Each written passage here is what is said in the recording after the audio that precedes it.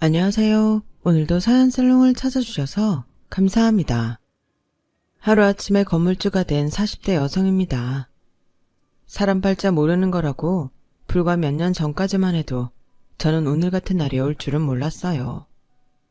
당시만 해도 하나뿐인 아들을 대학도 못 보낸 무식한 여자라는 소리를 들어야 했으니까요. 누가 그런 소리를 했냐고요? 바로 손아래 동서예요. 안 그래도 저에 비해 집안 재력도 있고 학벌도 좋았던 동서는 시댁 식구들 앞에서 사사건건 저를 깎아내리기 일쑤였어요. 그러다 같은 해 아들을 낳게 되면서 동서의 나쁜 버릇은 점점 더 심해졌어요.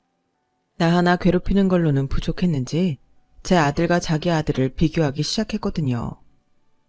제가 당하는 건 참을 수 있었지만 내 자식까지 깔아뭉개는 건 정말 참기 힘들었어요. 그런데 몇 년 만에 동서와 제 인생이 완전 역전이 돼버렸지 뭐예요. 그것도 자식 때문에요. 덕분에 저는 10년 묵은 채증이 확 내려간 것처럼 얼마나 가뿐한지 몰라요. 어떻게 이런 일이 일어나게 되었는지 지금부터 얘기해 드릴게요. 저는 고등학교에 들어가기 전까지 산동네 판잣집에서 살았어요. 동네 전체가 재개발이 되면서 산동네를 벗어나게 되었어요. 지금은 흔한 간식이자 주식이 된 피자도 저희 가족은 제가 직장에 들어가 돈을 벌기 시작하면서 처음 먹어볼 수 있었어요.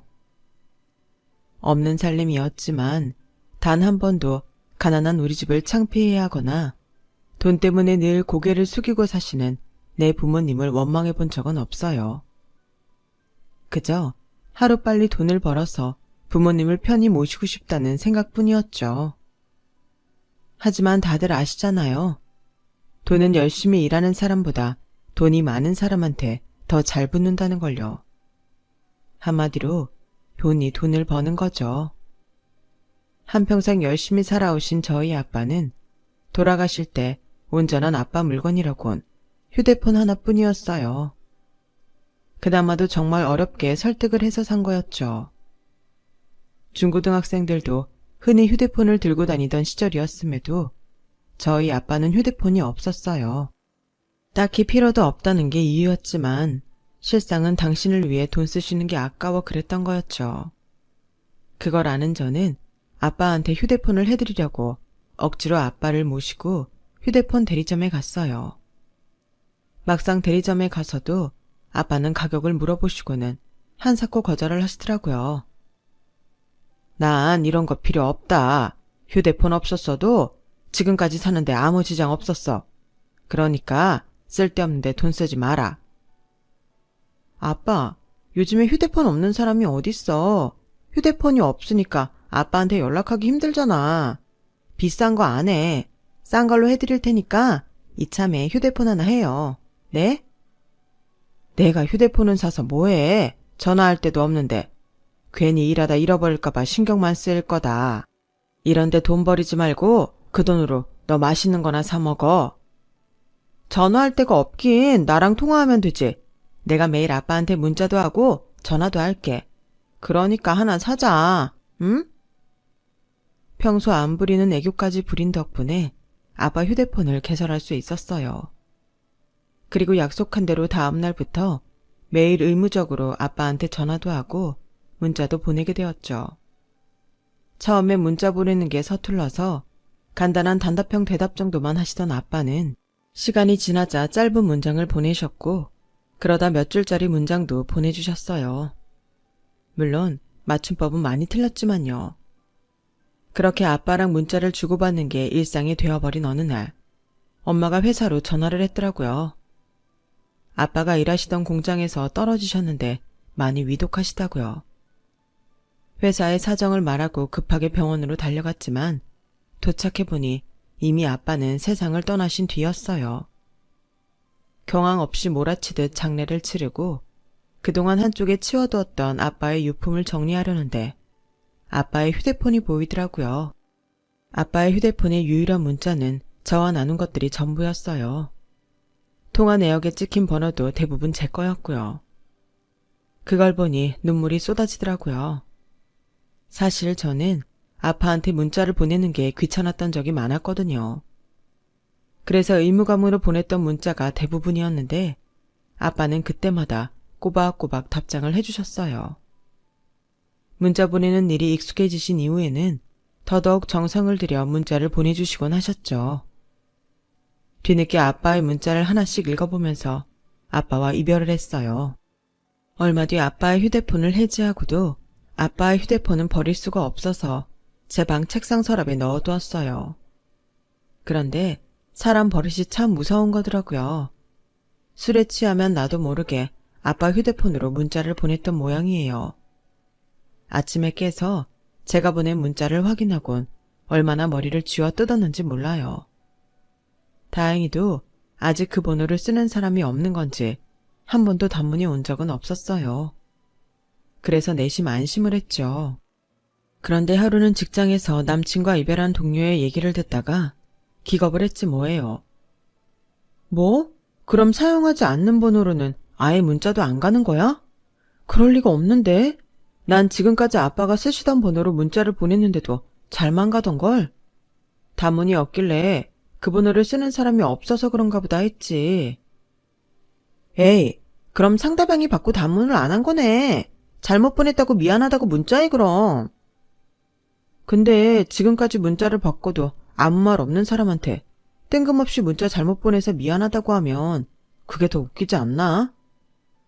뭐 그럴 수도 있겠네. 그쪽에서 반응 안 한 거 보면 귀찮아서 그런 것 같은데 그럼 그냥 앞으로 문자 보내지 마. 그러려고 했어요. 그런데 그 후로도 술에 취하면 어김없이 문자를 보내고 말았죠. 평소엔 참을 수 있는데 술이 들어가면 아빠가 너무 보고 싶고 그리워서 저도 모르게 그런 행동을 하게 되더라고요. 아침에 깨고 나면 왜 그랬을까 후회를 하고 술에 취해서는 또 문자를 보내고 이런 반복적인 행동이 이어졌어요. 그러던 어느 날 아빠 번호로 문자가 온 거예요. 저를 만나고 싶다고 하더군요. 덜컥 겁이 났어요. 많이 화가 났을까? 만나서 혼내려고 그러나? 어떻게 하지? 그냥 모른 척 쌩까고 말아. 머릿속에선 이런저런 생각으로 뒤죽박죽이 되고 말았어요. 그렇다고 제가 지은 죄도 있는데 계속 모른 척을 할 수는 없어서 일단 만나서 사과를 해야겠다 생각했죠. 그렇게 약속 장소로 나갔는데 제 또래의 젊은 남자가 기다리고 있더라고요. 저는 제가 휴대폰으로 문자를 보낸 이유를 설명하고는 이후에 어쨌든 죄송하다고 사과를 했어요. 그랬더니 그 남자가 오히려 고맙다고 하지 뭐예요. 네? 뭐가 고맙다는 거예요? 실은 처음에 그 문자를 받고는 귀찮아서 그냥 넘겼어요. 단문 안 하면 잘못 온 건지 알 테니까 전화를 하든 아니면 다시는 문자를 안 하든 하겠지 하고요. 그런데 그 후로도 계속 문자가 오더라고요. 아버님이랑 사이가 각별한 딸인가 보다 했는데 언제가 온 문자를 보니 돌아가신 아버지한테 보내는 문자더라고요. 그걸 보니 더 모른 척하게 됐어요. 나한테라도 문자를 보내면서 아버지에 대한 그리움을 위로받을 수 있다면 그걸로 됐다고 생각했죠. 사실 전 그동안 아버지를 미워했거든요. 그런데 성훈 씨가 보낸 문자를 보면서 아버지에 대한 마음이 변하기 시작했어요. 남자는 아버지가 IMF 때 보증을 잘못 써놓은 바람에 전 재산을 잃고 온 가족이 뿔뿔이 흩어져 살았다더군요. 어머니는 돈을 벌러 나가고 자신과 동생은 친척집을 전전하며 살았는데 눈칫밥을 먹는 와중에도 죽어라 공부해서 대학에 들어갔고 대학에 들어간 이후에는 학비를 벌기 위해 휴학과 복학을 반복하며 살았다고 하더군요. 제 문자를 처음 받았던 시기는 휴학 후 공사장에서 일을 하던 중이었다고 했어요. 현재는 대학을 졸업하고 취직한 지 얼마 안 됐다고 하더군요. 며칠 전에 헤어진 지 10년 만에 처음으로 아버지랑 통화를 했어요. 아는 분 농장에서 일하고 계시다더라고요. 성은 씨가 아니었다면 아버지께 전화할 생각은 못했을 거예요. 여전히 모든 걸 아버지 탓으로 돌리고 죽어라 미워하며 살고 있었겠죠. 고마워요. 제가 잘못 보낸 문자 한 통이 이런 결과를 초래할지 상상조차 못했지만 그래도 잘못 간 문자 덕분에 부자가 화해를 했다니 다행이다 싶었어요. 그래서 말인데 앞으로도 아버님이 보고 싶으시면 저한테 문자해주세요. 원하시면 단문도 해드릴게요. 그날 일이 인연이 돼서 우리는 종종 문자도 나누고 전화통화도 하게 됐어요. 그러면서 술에 취하면 아빠한테 문자하던 버릇이 그 사람한테 전화하는 걸로 바뀌게 되었죠. 그렇게 우연한 기회를 시작으로 인연이 된 우리는 연인 사이로 발전하게 되었고 몇 년간의 연애 끝에 결혼까지 하게 되었어요. 저희가 결혼을 하던 무렵엔 살림이 많이 안정이 되어서 시댁 식구들이 모여 살고 있었어요. 그리 넉넉한 살림은 아니었지만 다들 돈벌이를 하고 있어서 전처럼 생활이 어렵지는 않아 보였어요.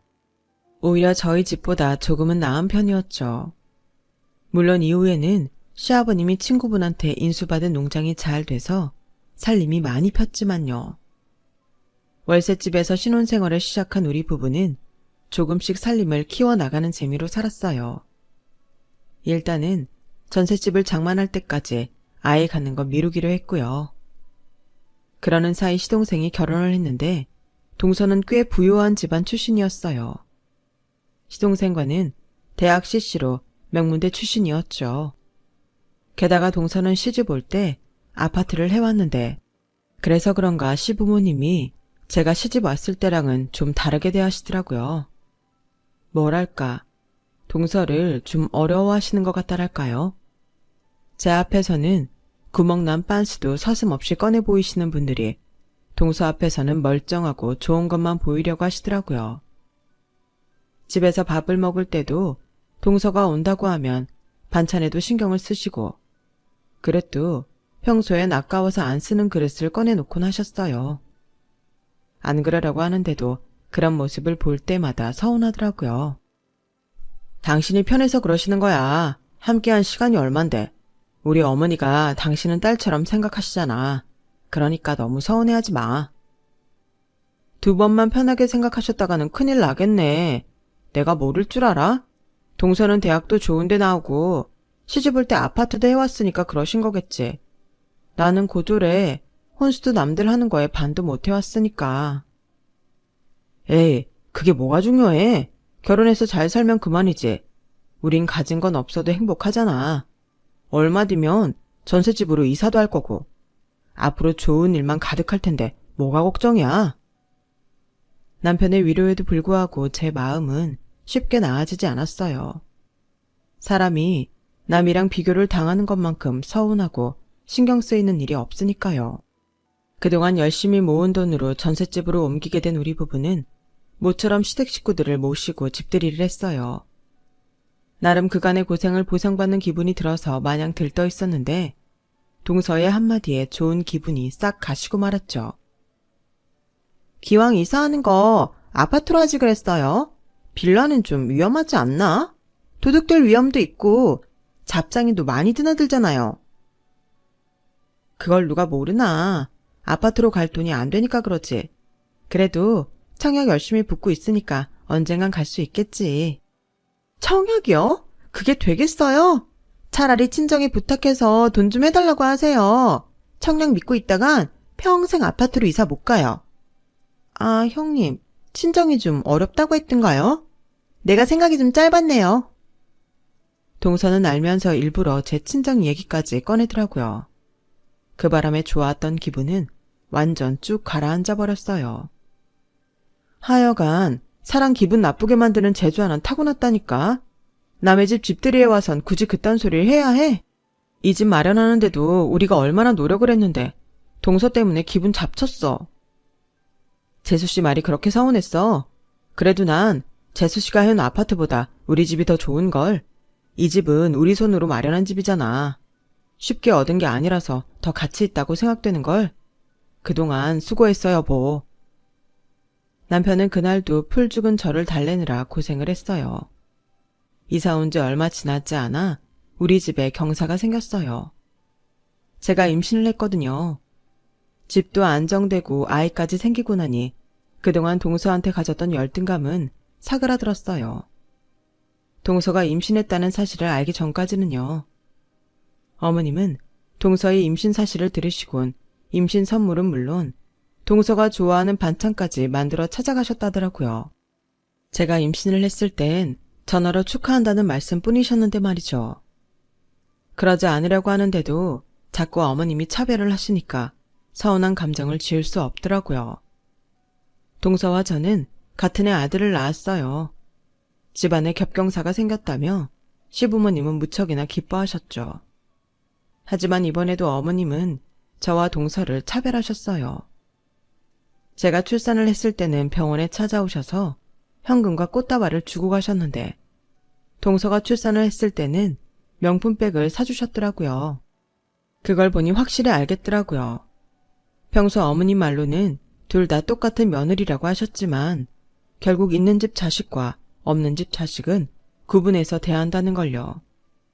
다른 건 몰라도 출산 때까지 이러시니 서운해서 그냥 넘어갈 수가 없었어요.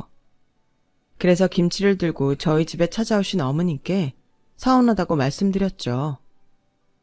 예, 그게 무슨 차별이니?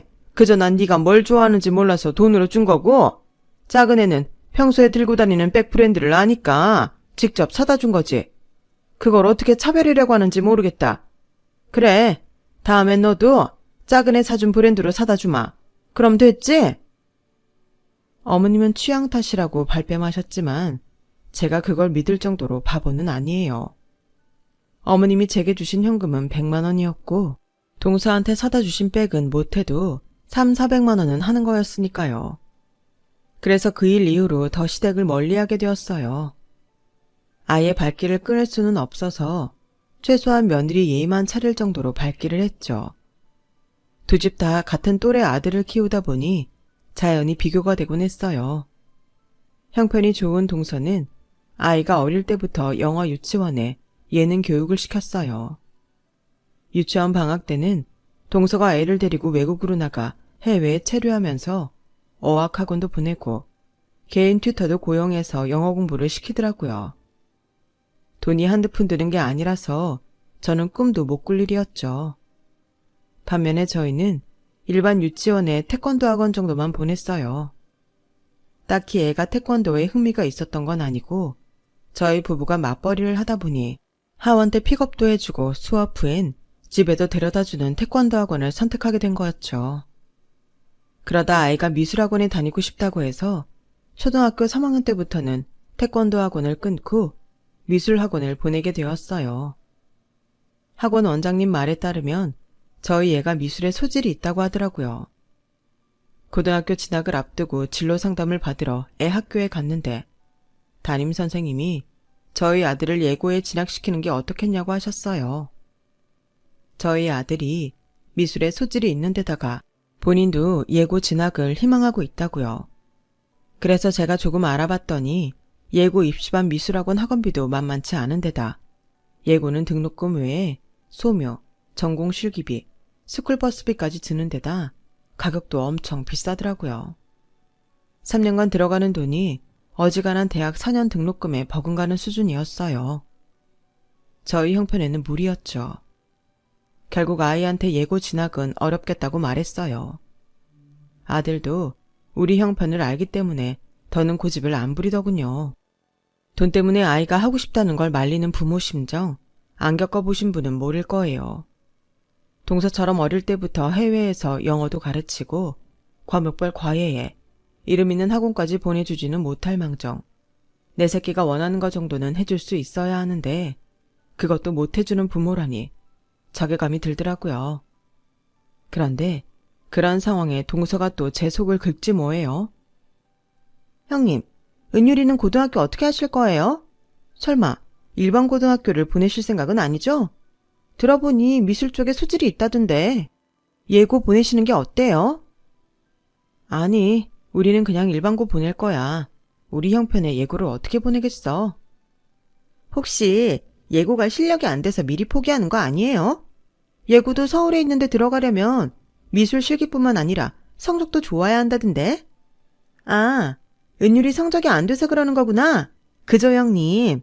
그러게 애 공부에 신경 좀 쓰시지 그랬어요. 어떻게 애를 밥만 먹여 키울 생각을 하나 몰라? 요즘 애들은 부모가 케어하는 대로 성장한다고요. 그렇게 손 놓고 있다간 나중에 자식한테 나 왜 이렇게 대충 키웠냐고 한 소리 듣는다고요. 나 참, 뭐? 밥만 먹여 키운다고? 저도 제 나름대로 최선을 다해서 키웠지만 그렇다고 형편에 안 맞게 무리를 할 수는 없는 거 아니겠어요? 안 그래도 애한테 못해주는 게 마음에 걸리는 판에 동서한테 그딴 소리를 듣고 나니 속만 더 시끄럽더라고요. 외고 진학을 염두하고 오래전부터 애 교육에 힘썼던 동서의 노력은 외고 합격이라는 결실을 맺었어요. 일반고에 진학한 제 아들과 외고에 진학한 동서 아들은 마치 두 엄마들의 실력을 반증하는 것처럼 보였어요. 둘째야, 넌 어쩜 애 교육에도 그리 밝으니? 외고에 합격했으니 명문대 들어가는 것도 따놓은 당상 아니겠어? 하긴 지 아빠 머리만 닮아도 명문대는 그냥 가는 거지. 어머니도 참, 여기서 그이 머리 얘기가 왜 나와요? 우리 애같이 아빠 닮아서 공부 잘하는지 아세요? 다 저 닮아서 잘하는 거예요. 왜 그러잖아요. 자식 머리는 엄마 닮는 거라고. 어머님은 어머님 아들만 명문대 출신인 줄 아시나 봐요. 저도 같은 대학 출신이라는 거 잊으셨어요? 아 참, 형님 앞에서 이런 얘기는 하면 안 되는 건가? 괜히 학벌로 기죽이는 것 같아서 미안하네요. 형님, 이해해 주실 거죠? 동서는 그냥 자기 자식 자랑만 하고 끝낼 것이지 기어이 저를 끌어들여선 사람 기분을 잡치게 했어요. 그런 저를 위로해 준 건 다름 아닌 제 아들이었어요. 엄마, 내가 일반고 가서 작은 엄마 앞에서 기죽었어. 대신 10년 안에 내가 성공해서 엄마 기 확실하게 살려줄게. 집도 사주고 까짓 거 건물도 사줄게. 그러니까 너무 속상해하지 마. 속상하긴 뭘. 우리 아들한테 미안해서 그러지. 엄마 아빠가 조금만 더 능력이 됐으면 하나뿐인 아들 예고도 보내줬을 텐데. 엄마가 미안해. 어차피 난 성적이 안 좋아서 예고 시험 봤어도 떨어졌을 거야. 그러니까 너무 미안해하지 마, 엄마. 참, 나 얼마 전부터 웹툰 그리고 있거든. 완성하면 엄마한테 제일 먼저 보여줄게. 엄마가 내 1호 팬 돼줘야 돼. 일반고에 진학한 아들은 틈틈이 웹툰을 그렸고 생각보다 그림 솜씨도 좋고 내용도 재미가 있더라고요. 워낙 공부에는 관심도 소질도 없는 터라 차라리 일찌감치 자기 길 찾은 것 같아서 한편으론 다행이다 싶었어요. 다들 대입을 목표로 고등학교를 다니는 동안 아들 녀석은 웹툰으로 돈을 벌었어요. 처음엔 말 그대로 치킨값 정도 버는 것 같더라고요. 그래도 그게 어디냐 싶었어요. 학생 신분임에도 불구하고 자기가 하고 싶은 일도 하고 돈도 벌다니 저희 때만 해도 상상도 못할 일이었으니까요. 저희 아들은 일찌감치 대입을 포기한 상태였어요. 딱히 대학에 들어가야 할 이유를 모르겠다며 수능 시험을 보지 않겠다고 했거든요. 그런 아들의 결정에도 불구하고 한동안 저랑 남편은 미대 진학을 목표로 삼아보는 건 어떻겠냐고 아들을 설득하기도 했어요. 아들의 대답은 그럴 필요를 못 느낀다는 거였죠. 난 이미 내 진로를 결정했는데 굳이 미대에 들어갈 필요가 뭐 있어. 난 그냥 내 직업에 집중할래. 그때는 사실 내심 걱정이 되기도 했어요. 말은 저렇게 하지만 막상 작은 집애가 대학에 들어가고 나면 많이 부러워할 것 같았거든요. 그래서 남편과 상의 끝에 일단 아들 뜻에 따라주기로 했어요. 나중에라도 아이가 원한다면 재수를 시켜서 대학에 보내주면 되니까요. 그렇게 시간은 흘러 수능 시험도 끝나고 대학 합격자 발표를 앞두고 있었어요. 일찌감치 아이 대학을 포기한 저희 집과 달리 동선에는 합격자 발표를 기다리느라 피가 마르고 있었죠. 외고에 합격했을 때와는 달리 그 사이 동선의 아들은 성적이 많이 떨어진 상태였어요. 다들 중학생 때 공부 꽤나 한다고 소문난 애들을 모아놓은 학교라서 내신 등급 따는 게 엄청 힘들다고 하더군요.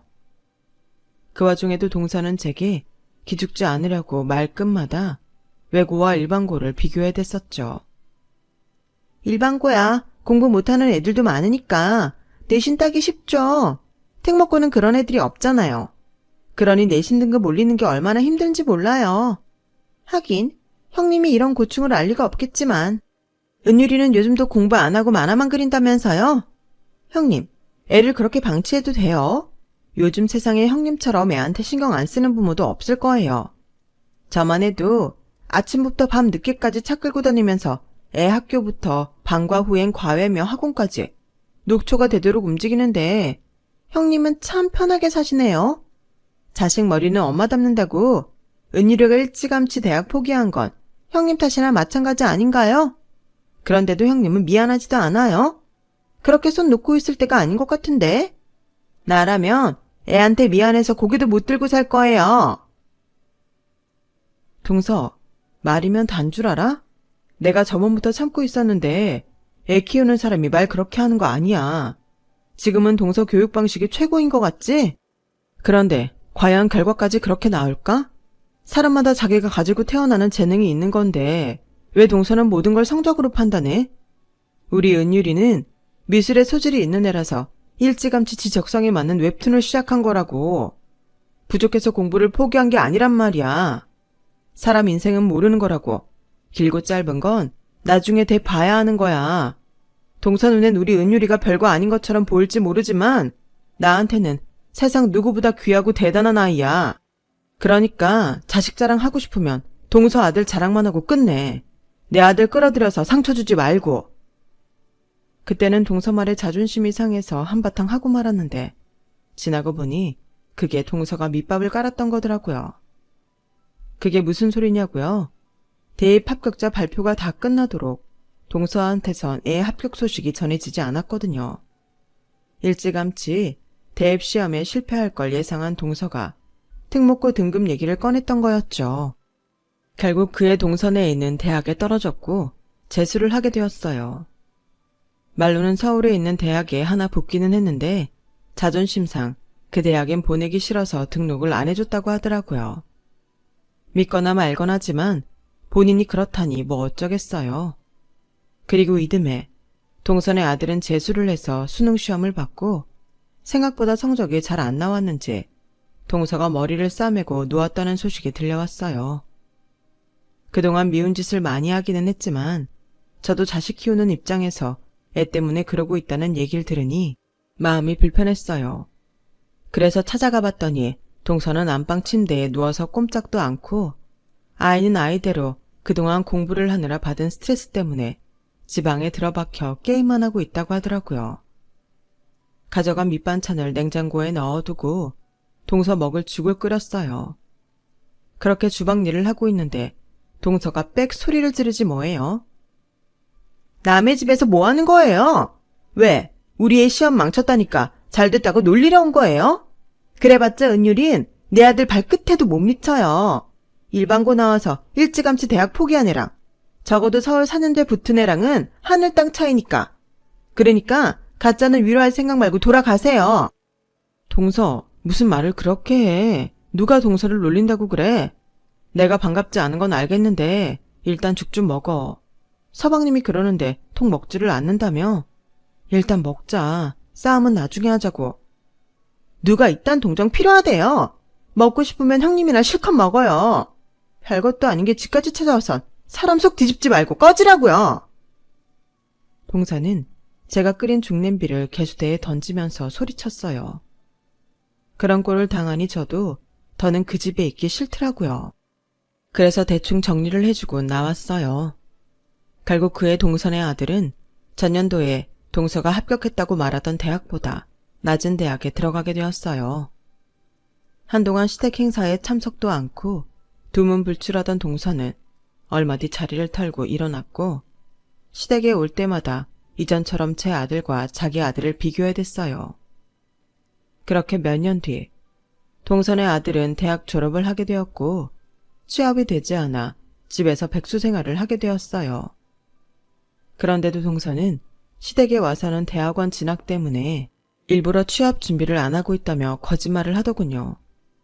그리고 동서가 그렇게 무시하던 제 아들은 올해 초 저희 부부한테 큰 선물을 해주었어요. 주님 밑에 있다는 건물주를 만들어 주었거든요. 그동안 웹툰을 그려서 번 돈으로 산 거였죠. 그 소식을 들은 시부모님은 입이 마르도록 제 아들 칭찬을 하셨어요. 시동생도 부러워서 저희 남편한테 부럽다는 말을 연신하더군요. 그 와중에 축하 인사를 하지 않은 건 동서 하나뿐이었어요. 말이 빌딩이지 4층짜리 빌라 수준 아닌가요? 그런 걸 건물이라고 하긴 좀 그렇죠.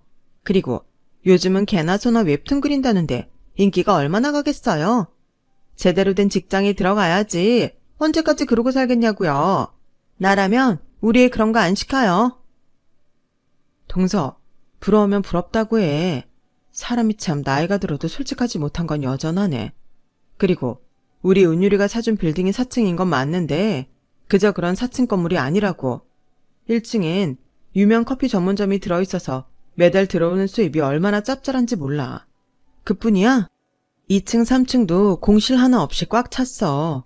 게다가 4층엔 우리 식구 살기 딱 좋게 가정집으로 리모델링을 해놔서 얼마나 좋은지 몰라. 무엇보다 이 건물을 내 아들이 번 돈으로 샀다는 게 중요한 거지. 동서는 이런 선물 받아본 적 있어? 없지?